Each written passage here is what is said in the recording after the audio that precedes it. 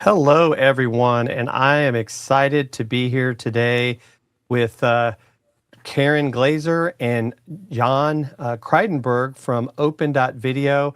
And I guess I should be clear. Karen is part of the team there, but she is her own entity. But she's the one that introduced me to Open.Video, and so we're going to talk about what Open.Video is all about, and really just make you think about how you're getting your videos off of rented land. And so let's learn a little bit. Let's ask you, Jan. Tell us a little bit about what is this Open.Video, and why do people want to be a part of it? Yeah, sure. Well, and first off, thanks, Jim, for having me on. Yeah, Karen and I have done a few of these, sessions, workshops with different groups to kind of share more about the methodology behind it. So I think kind of high level, Open Video is, you can think of it as like a white labeled video channel that is hosted on your own domain. So I think if you think about with people, with the internet, the way it worked, everybody had a website. You were creating content, driving traffic to the website, and then video never really had that solution. It was always just on these third-party platforms. Part of it because it's expensive to host, and just been easier to do that. But I think kind of the thing that a lot of people aren't thinking about is when you're putting all that video content on a third party and it's only living there, you're really kind of confined to their platform policies and kind of their monetization rules, everything like that. So this really just kind of allows you to have all the benefits of hosting video and providing it to your users, but on your actual domain, on your website where you control it. You can drive your users there, capture subscribers, and really kind of just build out your community while still working on the platforms. I will probably mention that a few times during this, using those for discovery. But once you have those connections with those users, being able to build and provide them your own experience on your website. Yeah, and Karen, what got you interested? Because I know you've been working with these guys for a while. Well, look, I have been beating the drum for years about people that create all this amazing content and then they put it up on rented land. And I mean social media, I mean YouTube. You put it everywhere. And when you don't own something, you can get shut down for no other reason than you just got shut down, and there goes all your content. So when I saw this come across my screen one day, months and months ago, I went, oh my goodness, this is exactly what I'm looking for. And Jan will tell you, I literally reached out to him and I said, okay, I need to talk to you. What is this all about? And I was hooked. I was hooked because now I could take all of my videos and I could be monetized. I wasn't able to get monetized on YouTube. That's honest, And so now I can get monetized and I now own my content. It lives on my website. And how perfect is that? Yeah, and I think for me, a couple of things that I've already seen or that I think about is I have friends, fellow creators that they run into the challenge of their content is getting taken down by YouTube, by others, because it doesn't fit their community standards. And in some cases, it's like maybe they're talking about something to do with medical stuff and it's legitimate, but they just don't want to allow it. But it's like, so now that's where I see this platform is allowing people to really get their voice out there with video, much like Substack at the moment is doing. And of course, some people say, well, Substack is I call it kind of rented land because you do at least get email subscribers, and so you can get that list. And so if you have to move somewhere else, you can tell everybody your new address, where these other platforms don't do that. And I think that's the other thing is I believe, Jan, that Open.Video does allow you to capture emails. Is that correct? That's correct. Yeah. So basically people can subscribe to your channel on your domain similar to how they subscribe on YouTube, but that when they subscribe, you get those emails to add to your list and connect with them directly. And I think this is big. If you look at a lot of larger YouTube channels, I've seen some that have 4 million, 5 million subscribers, and you go and look at their videos and they get 5,000-10,000 views on them, which is not nothing, but it's disproportionate to what you would expect. And I think a lot of them, you know, they built up this audience, and then you see these algorithms change. You see your videos are not promoted as much, and it's like, well, how do I connect with these users? I don't know who they are. They're just a number in my profile, and you know, these platforms, YouTube specifically, their goal is to keep as many viewers on the site as long as possible, watching as much content as possible, which makes sense for their business. But is it the best for the creator? Not necessarily, because you're running into competition. Yeah, and then you don't have a way to connect with them if something changes. So. Jan, if I'm not mistaken, also, if when people subscribe, every time you upload a new video, they get a message. Right. Yeah, they'll get an email saying like a new video. So you can promote it yourself to these people where you get their email, but then also there are emails that go out, and you know, I think we all know that it's more likely somebody will get a video if they get it pushed to them versus just, you know, going to YouTube and then they see it on the discovery page or you know, through other platforms. But if you're promoting on, you know, Twitter or LinkedIn or other places, you know, why send them from one platform to another if you do have that avenue to build out that audience? Right. And we got a question from, as I like to call him, Dr. Hicks. He says, I'm using the platform and love most of it so far. And his question is, how do you add ads for a hosting platform that is not WordPress? Yeah. So there's a couple of parts of this. So James is talking about the hosting ability. So how do you put it on your website? When you create your account, upload your videos, that channel will live on openvideo.com / you know, at my channel. But then you either can use the WordPress plugin, which automatically will set up the channel to be served on your site. So mywebsite.com / video, or there's also the option for a CNAME integration. So you would set up a subdomain, which is video. Which is what I did. That's what I did. So yeah, so videos.karenglasser.com. And then there is a separate monetization approval process for when it's on your website, because we need to get your website approved with our demand partners, and they have a review process on their end. But you know, once you've done that, then and it's approved, then we can start serving ads on the site. So James, if you're having issues with it, definitely, you know, feel free to reach out to me.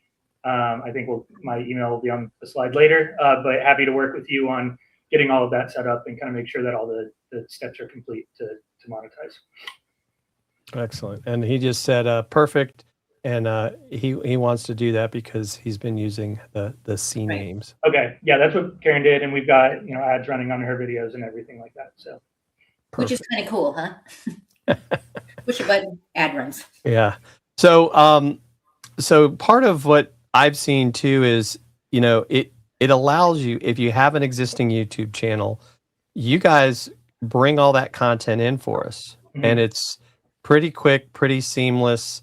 So it's not like you got to start over. And I guess maybe you got videos on there that you don't want to bring over. You can do that too.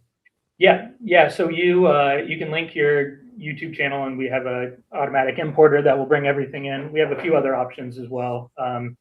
And you can select which videos, all videos, public, private, and then kind of in the future, you know, we do have plans for, you know, if you wanted to paywall some of the content, or maybe, so, yeah, some is free, some is part of a course that you have people sign up for and things like that, then we can do that as well. So kind of bring all that customization too. And it can be on auto too. The way this app works, so it's connected.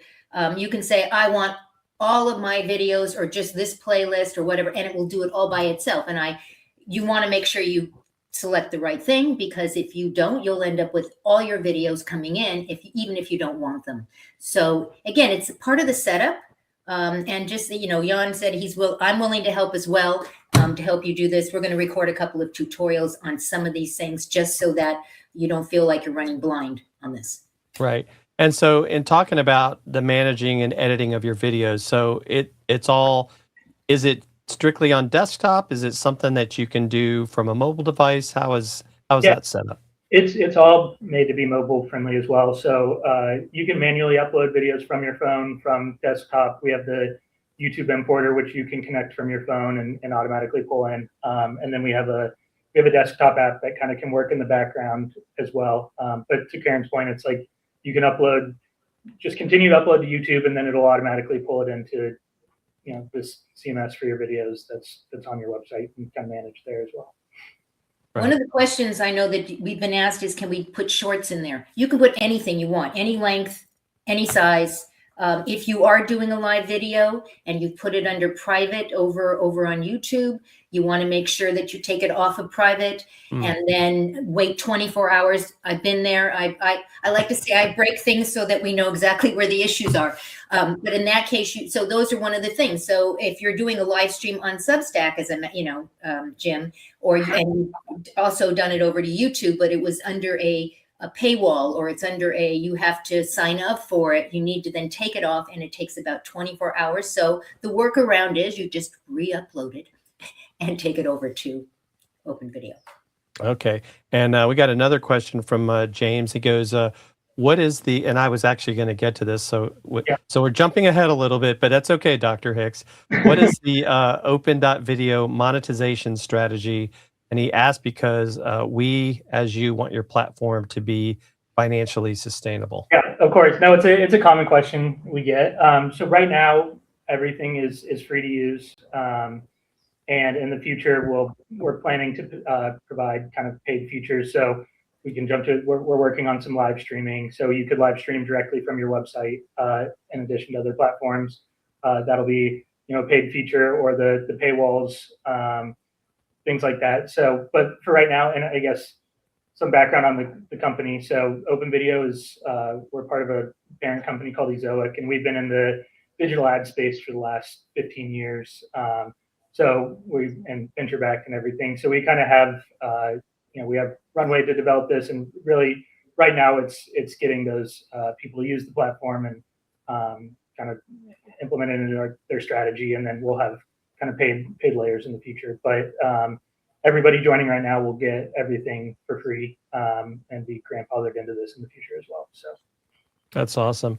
And we've got a couple people that just joined over on Substack, and so I know we talked about this earlier, but to talk about it again, the question was, what is the advantage of using this for your YouTube channel? It's really using it, I don't know, I could say instead of your YouTube channel, or in addition to. And I think the biggest thing is, and Rose Horowitz is asking us over on Substack, Rose, is that you are getting off the rented land of YouTube, and you can monetize, I mean, and please, Jan, correct me if I'm wrong, immediately, not, after, having to get so many subscribers or so many views. It really is a big advantage over the 1,000 subscribers, the 4,000 view hours that YouTube requires.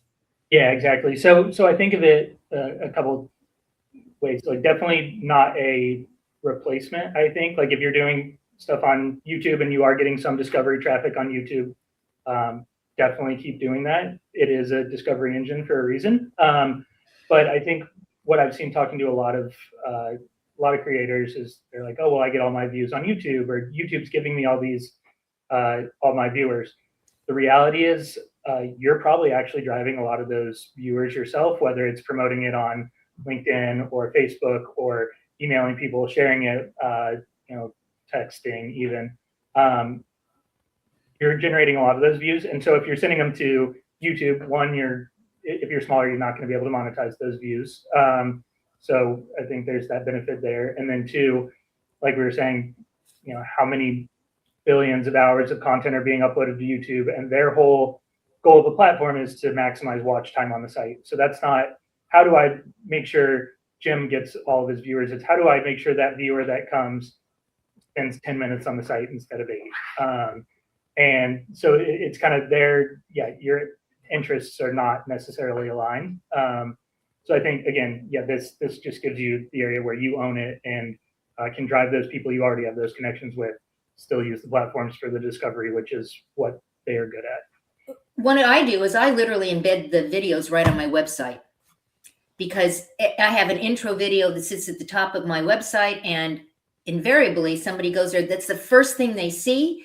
Boom, the ad starts running, and I'm now making money. So you can embed it, you can put them on playlists, you can grab just a URL link, You can decide where and how many ads in a given video. How am I doing, Jan? And and you know, for instance, if you're doing a video that's only 5 minutes long, you probably don't want 7 ads in it, right? But if you're doing a video that's longer, the ads are there and they have it already set up as a default, but you can go in here and edit and say on these videos, I want this, and on these videos, you want that. And just embed it on your site. Right. Yeah. And Mitch, I just put up, Mitch is over on Substack, a great, not only lawyer, but social media expert, doing a lot of great stuff, especially right now in the Substack space. But Mitch, yeah, so we're talking about building your creator-owned video channel with Open.Video. So you actually own your content. You're not on rented land, but you're able to monetize your stuff much faster than you ever would going through, I guess we'll just say, other channels. So I think. Yeah, I think, I mean, from my end, I think it'll be really interesting to see how the space change. I mean, YouTube's coming out with stuff all the time on algorithm changes, what they're going to prioritize going into long form TV, everything like that. So yeah, and I've already, I've talked to a few YouTubers. They have big followings, and they're like, well, we're trying to build our community, whether that's offering, like, one guy I'm talking to is a video game YouTuber, and it's like, well, how do we create fun mini games that people want to play on our website, and giveaways and raffles and kind of a lot of stuff that you can build and make, but you can't do that on YouTube necessarily, right? So it's, how do I make my business less reliant on this one platform where if it goes away tomorrow, I'm out of luck. Yeah, that's a great point, Jan. I mean, I think too, just the whole idea of if you want to look at it from the perspective of, as you guys see these questions, you have that flexibility to give creators that option to do stuff that YouTube's not going to allow, or just make it too hard to do. So I think that's exciting as well, because there's lots of things that can be done, but sometimes you have to use different tools to do that. Right, exactly. And then one more thing, I think, kind of just on this topic of discoverability, and how people find you in general. So obviously, if you're on YouTube and shows up search results, that's great. But what we've seen in Google kind of changed some criteria maybe like a year and a half ago on, as far as the open web and Google search, what is eligible to show up in the video results. And in order for a video to be eligible for that, it has to be the main thing that people are coming to on that page. And like basically the video is the main thing on the page. And if you think about it, a lot of people have like an article and then there's like an accompanying video or whatever. What Open.Video does is we create these watch pages. So it looks very similar to a YouTube watch page. And it is the main thing, and it's fully SEO optimized and everything. So with that, your videos become discoverable on your website on Google search. So if people are searching, would you rather them go to YouTube and then come to or which is easier, YouTube and then to your website, or directly to your website to watch the video and then they're already there. So I'm gonna, if I can really quick, share my screen. Yeah. Let's do this window. And I'll just show like a few examples if you guys can see this. So Chrome and Box is one. So their YouTube channel, but then they also show up for their own website in the video search results. And then I'm seeing this other one, this is another site we work with, their publisher, Your Web. And just kind of a generic, there was a jazz fest in LA a couple weeks ago, and they literally are ranking #1 here, and #1 in video results for their own website. So again, what we do commonly see is creators will rank for their YouTube channel, but then their website too. So then you're taking 2 search results versus just 1. And again, it's just making your videos more visible on the open web. No, I think that's great. I mean, that's a great example of one of the reasons that you'd want to do something like that is you do get that ability to get on the search results. And I think, like, for me, one of the things I've seen was Substack, which we're streaming on Substack, YouTube, and LinkedIn. And what's funny is the browsing software we're using doesn't show it to us, but we have 6 people right now watching live on Substack. Mm-hmm. And so Substack is definitely allowing for, more reach. And just like you were talking about, Jan, people are getting an email that are on my list that, hey, this show is happening. They're able to save it, just like you're talking about with your video. And then what I'm going to do is, Mitch, I'm going to share a QR code here if people want to learn more. He said he was having a problem getting to the site, so I don't know if it's there's the QR code if you want to scan it, and then we'll drop a link in there. I'd like to bring something else up, and that is branding. One of the things that's really cool about Open.Video is that you can go in there and completely brand it to your colors, everything that's you. I mean, from the colors in the URL to the colors in the scroll bar, everything can be customized. But wait, there's more. They also have multiple different templates that you can do. So there's the original one, and then there's a customized one. You can make it look like YouTube if you want. You can make it look like whatever you want. So you've got a lot of different options in there. This is not a cookie cutter kind of platform. This is very much personalization. I can. Oh yeah, I saw that, because I know even for me, I've already used a little bit of my brand colors, and I haven't even dove into all the things we can do. You want to share something else here? Show. I mean, this is kind of. I just wanted to show what Karen was talking about. So this is a guy that he's a drummer, and he has drumming classes and everything on his website. He puts out his videos, but you'll see channels. So this, if you click on his channel, it's keeping you on his website. We're still on simpledrummer.com, and then he's got all the videos in here. And again, then go back to the site. We also have some templates that you can put your native menu in the top. So just natural linking. So it literally just looks like another directory on your site. And like Karen said, the coloring, the templates, and everything. Really, it's designed to make it feel like, oh, I'm still on the same website, not like, oh, this new platform that has a totally different layout and everything like that. So I'm going to share my screen and show mine in the back end, because you can see this sort of looks like a YouTube thing going on. Here we go. So you can see it has the feature image at the top. It has the playlists. You have all videos. It has a description about me. It has my social there, and everything is on one page. And then, of course, it has the go back and visit site, which may seem like nothing, but that's huge. If they end up on here and they don't know how to get to your website, that could be a problem, right? So this really works. Yeah, and I've got on the bottom of the screen, for those of you that want to connect with Karen, that's her website. But she's also on Substack. For those of you over on Substack, make sure you follow and subscribe to her over there. And then if you would like to talk with Jan, we've got his email. He says he'll take emails. He's a brave man. Yep. Oh yeah, please emails. Anybody interested in learning more, happy to work with you on onboarding. And I think something I say in all of them is we are looking for feedback as well on what other additional things would help you make your video strategy better on websites. So like I said, we've been looking at ability to live stream, paywall, password protection, other forms of monetization on there. So if people are interested in other things, we definitely want to hear that and build it into the product.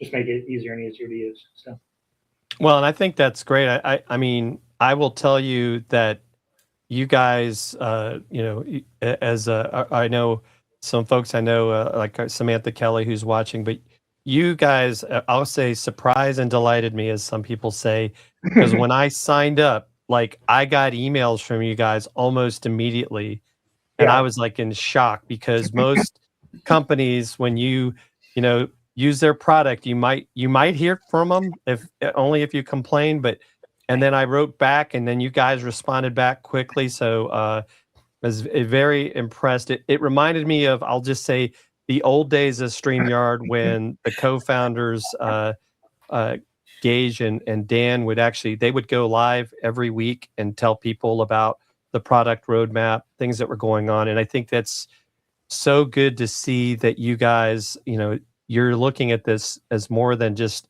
a product, but I really feel like you're building a community and helping us all, right, be able to be successful as creators. Yeah, definitely. No, I think and part of that is, I mean, I'd say this is a little bit of a disruptive product. It's different than how people have really thought about it. So yeah, I think we went with that. You know, there is that needing to think about things differently and shift kind of like, oh, well, how do I integrate this into my strategy and stuff like that. So definitely, yeah, no, I appreciate the kind words, and that is our goal.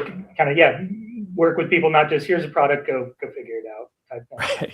Right. And you can see the difference. I mean, and that is the reason that I got involved. I mean, immediately, your experience, Jim, is not an abnormal thing. I had the same experience. Everyone that we've talked to says the same thing, and this is indicative of what kind of company Ezoic is. They are behind this 100%. I know I've asked the question, well, how do you guys make money? I mean, how are you doing this? And I think the way Jan explained it to me is that for the last 15 years, they've been doing this, and they realized they should have a platform on which to put their own ads. Is that kind of how this all came about? Yeah, exactly. I mean, we've been in the display ad monetization space we were one of the first Google partners. You know, the glory days where you could pick a niche and kind of share about your knowledge, and you would get traffic and monetize it. But yeah, over the years, we've seen, you know, video is just becoming more and more important for everyone. And we developed kind of video monetization for the web publishers, kind of display ad side, but then realized there is a need for this. There's an opportunity to kind of expand to others, which it's interesting because I think creators, you know, newer age creators, you know, that are on screen and stuff think much differently than how publishers did. What worked for them is different than how you grew your website 10 or 15 years ago. So you know, it's still similar types of people, but different things needed and to accelerate your business.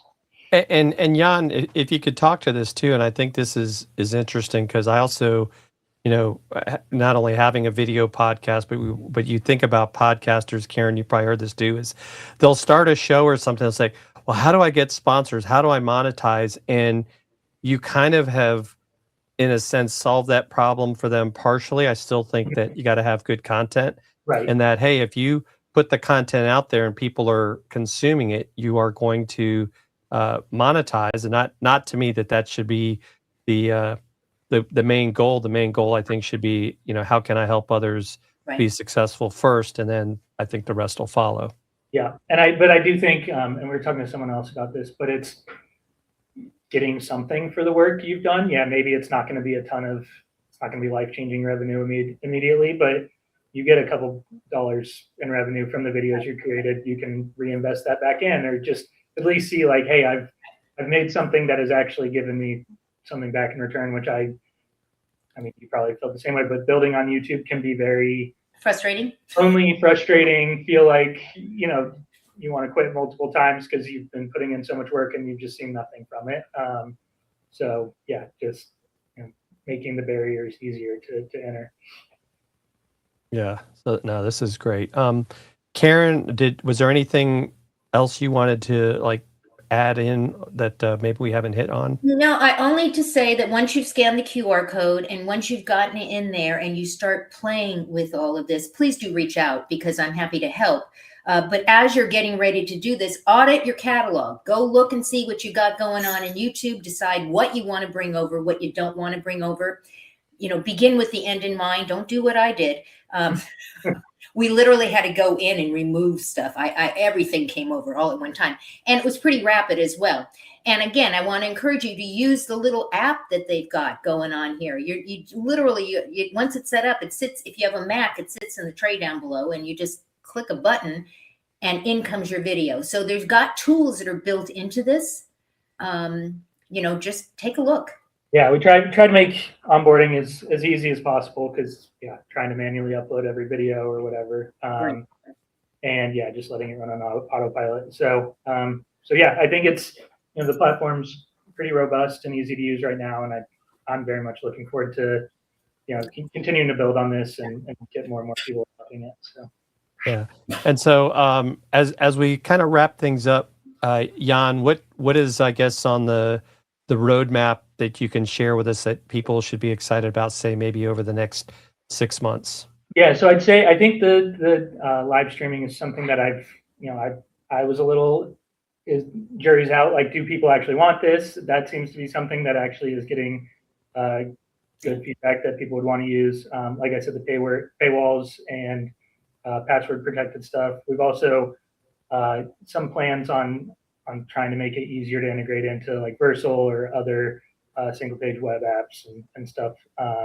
Just setting it up to embed videos and things like that in there. So yeah, those are kind of the things I'm pretty excited about. Just making it easier and easier. We know we started with WordPress because a lot of people are on there, but I mean, even Karen's I'm not. she's on Webflow now. Other people are on, there's all these new ones, whereas I think it's not just default, oh, I'm on WordPress anymore. So making it easier on these other CMSs to integrate. Yeah. Well, and even as an example with Substack, you could create a page on your Substack that when people click on it would take them to your Open.Video page without closing Substack.